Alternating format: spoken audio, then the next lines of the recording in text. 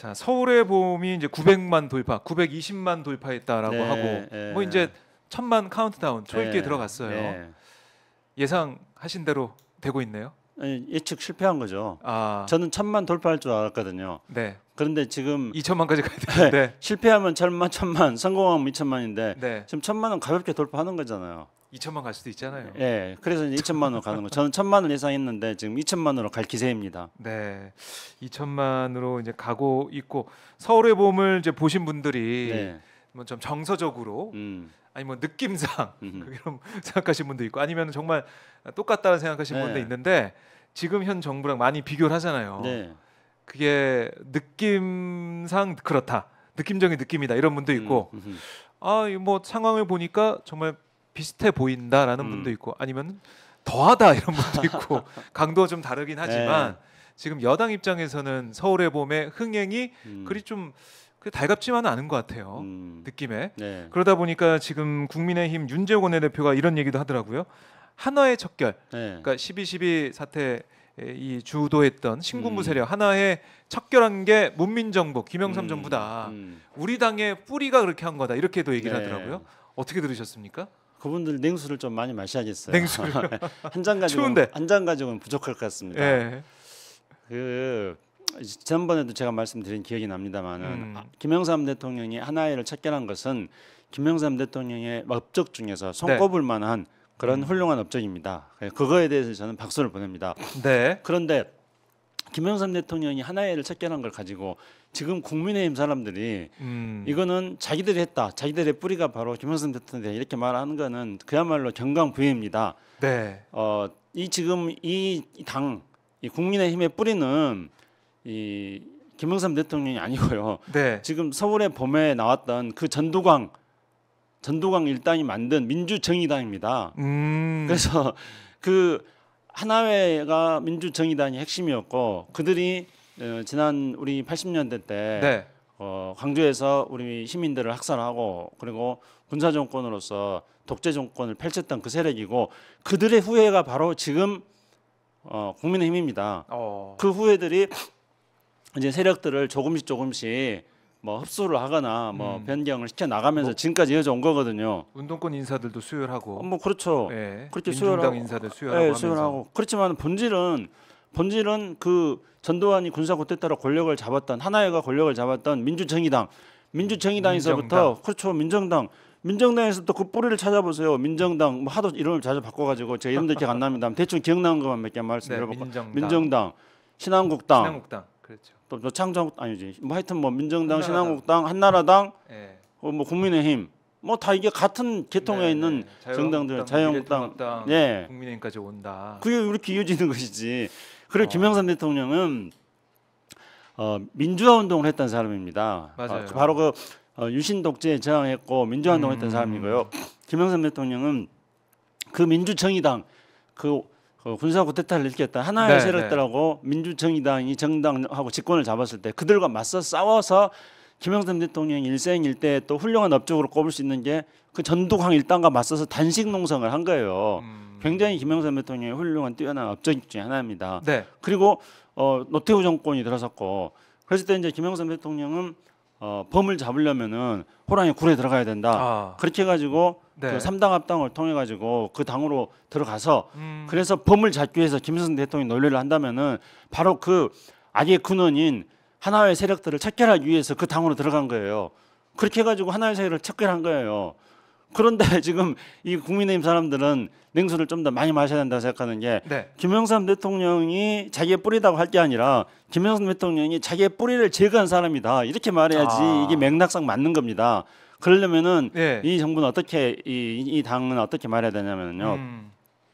그 하나의 세력들이 신군부가 중심이 돼가지고 군사 쿠데타 12.12 군사 쿠데타를 일으키고 5.18 광주에서 민주화 운동을 유혈로 진압한 이 우리의 그 당의 국힘당의 아픈 역사를 가지고 있다. 우리 잘못된 역사를 가지고 있다. 우리는 이 잘못된 역사 철저히 반성하고 회개했다. 그렇기 때문에 과거에 그 하나의 일당들 민주정의당 일당들하고 우리 당을 같은 눈으로 보지 말아달라. 이렇게 말해야지 맞는 거죠. 그렇게 해야지 역사적 흐름이 진행되는 것이지 그거를 김영삼 대통령이 우리 자기의 뭐 뿌리다. 여당의 성과다. 우리가 잘했다. 우리가 해낸 거다. 예. 김영삼 이 대통령 신한국당 시절 그게 우리 당의 뿌리니까 네. 우리가 이 과거의 악습을 그 잘못된 것들을 다 정리를 했다. 근데 왜 이 서울의 봄과 지금 정권을 여권을 연결시켜서 보느냐 이런 주장인데 이게 단편적으로 보면 안 된다는 말씀이시네요. 그렇죠. 그리고 그 부분. 아니 왜 천만 지금 국민들이 네.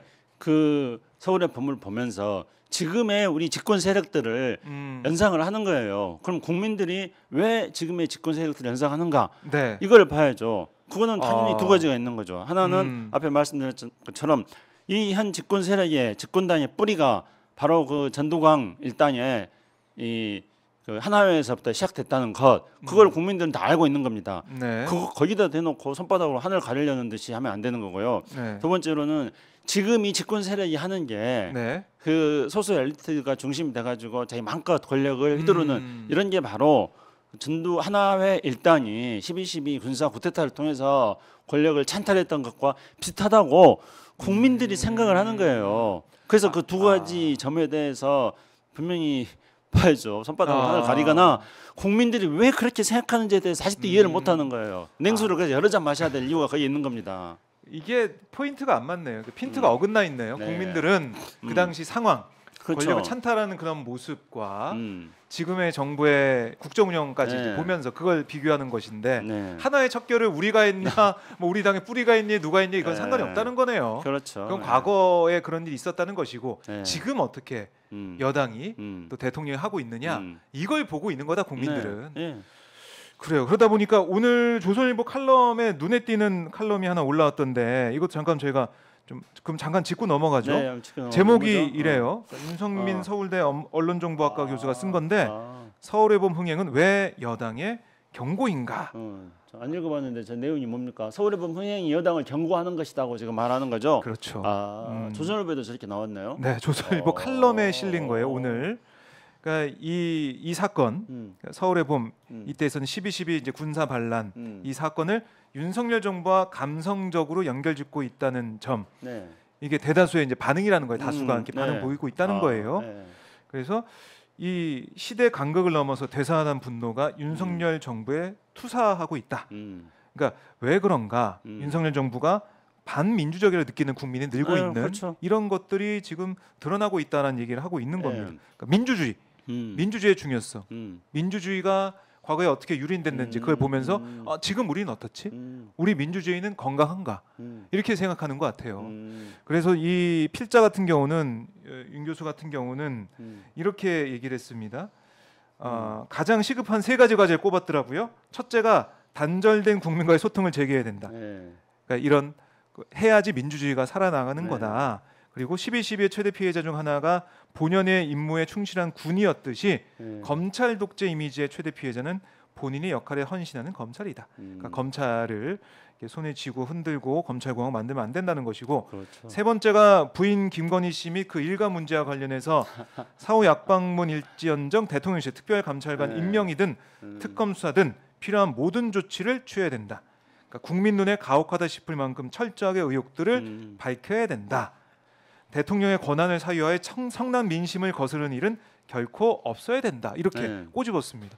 이게 조선일보에 난 칼럼이기 때문에 더 어떻게 보면은 지금 집권 세력에게는 좀 아프게 다가올 것 같은데요. 그러니까 아까 그 무슨 뭐 국민의힘 대표인가 하는 분이 윤재옥 그분이 했던 말이 얼마나 황당한 이야기인가 하는 것들을 조선일보가 지금 저런 칼럼을 통해서 증명해주고 있는 겁니다. 근데 제가 저 칼럼을 읽어보진 않았지만 금방 말씀해주신 내용들을 본다면은 너무나 명료해집니다. 우선은 첫 번째로 전두광 일당에 대해서 우리가 군사 독재라고 그랬어요. 군사 독재 정권이라고 그랬거든요. 그랬죠. 근데 지금 현 정부에 대해서 국민들은 검찰 독재 정권이라고 하지 않습니까? 그래서 그 검찰 공화국 뭐 이렇게 하고 검찰 독재 정권이다 그렇게 말하는 거기 때문에 이 서울의 공화국 서울의 봄을 보면서 저 칼럼을 가지고 우리가 연상해 볼 수 있는 거는 국민들은 서울에 보면서 군사 독재 정권이 저런 거다고 국민들은 판단을 했는데 알게 됐는데 지금은 군사하고 검찰하고만 바꾸고 지금 검찰 독재 정권이구나 이렇게 생각한다는 거예요. 첫 번째 그거고요.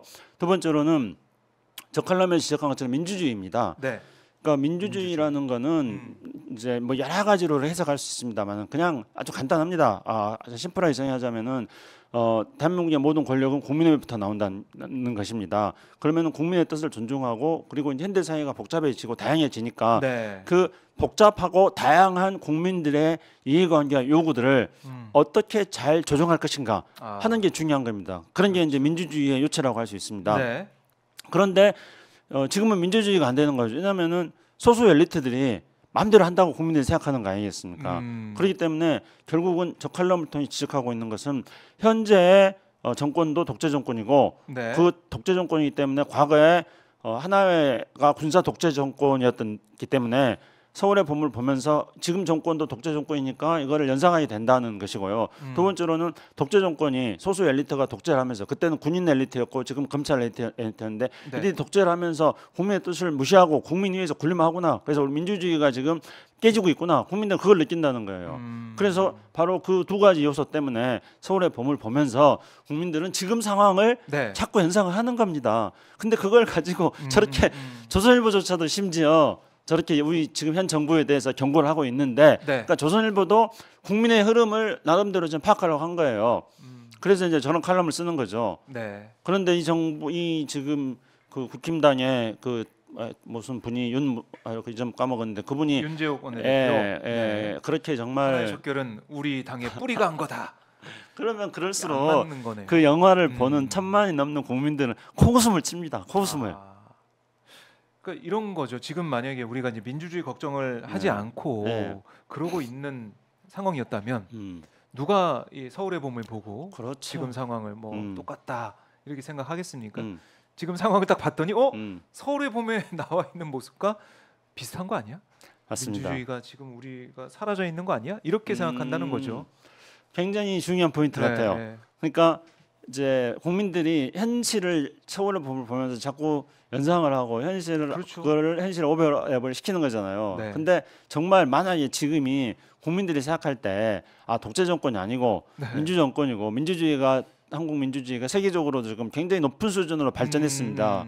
우리 국민들의 민주적 의식이 그만큼 높아졌어요. 네. 대한민국 민주주의 수준 보십시오. 다른 아시아에서 최고고요. 그렇죠. 유럽의 어느 나라들에 비해서도 결코 뒤지지 않는 그 민주주의를 대한민국이 누렸고 앞으로 이것을 계속 발전시키는 그런 상황에 있다가 갑자기 지금 거센 폭풍을 지금 맞고 있는 거예요. 윤석열 정부 들어와가지고요. 우리 민주주의가 위기에 처해 있는 거죠. 네. 그래서 국민들이 그 서울의 봄을 보면서 우리 위기에 처해 있는 우리 민주주의를 생각하게 되고 걱정을 하는 겁니다. 근데 그 지금 우리 박종희 기자님이 아주 말씀 잘하셨는데 만약에 정말 지금 태평성대다 민주주의가 네. 발전하고 있다. 그리고 설사 민주주의가 삐걱거린다 하더라도 이게 앞으로 계속 발전해 나갈 수 있는 가능성과 희망이 있다. 그렇다면은 국민들이 서울의 봄을 보면서 현실의 대한민국의 정치 상황에 대해서 걱정을 하겠습니까? 국민들은 만약에 현재 민주주의가 잘 작동을 하고 있다면은 또 문제점들을 극복해 나가는 그런 방향으로 잘 나가고 있다고 한다면은 네. 국민들은 이거를 역사물로 봤을 겁니다. 아 그렇죠. 아니, 네. 지금 우리가 무슨 예를 들어서요, 뭐 드라마 뭐죠, 고려 거란 전쟁이 고려 지금 거란 또 우리 사람들한테 인기가 좋은데, 재밌더라고요. 그렇죠. 네. 저는 아직 안 봤는데요.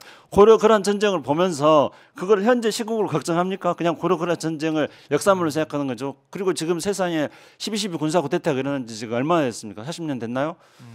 그렇게 많은 세월이 흘렀기 때문에 이거는 그냥 근현대사로서 얼마든지 치부해 버릴 수도 있는 겁니다. 네. 그런데 그거를 현실의 문제로 국민들이 연관시켜서 생각하는 것은 그때 그 신군부 세력들이 저질렀던 그런 것들이 네. 현재 정치 상황에서 보이기 때문에 국민들이 그런 생각을 하는 겁니다. 맞아요. 지금 상황이 상황인지라 이 영화를 보고 이렇게 오버랩을 시켜서 본다 이 말씀이신데 칼럼에서도 보니까 이렇게 써놨더라고요. 국민의 마음은 싸늘하게 식어가고 있다고 본다.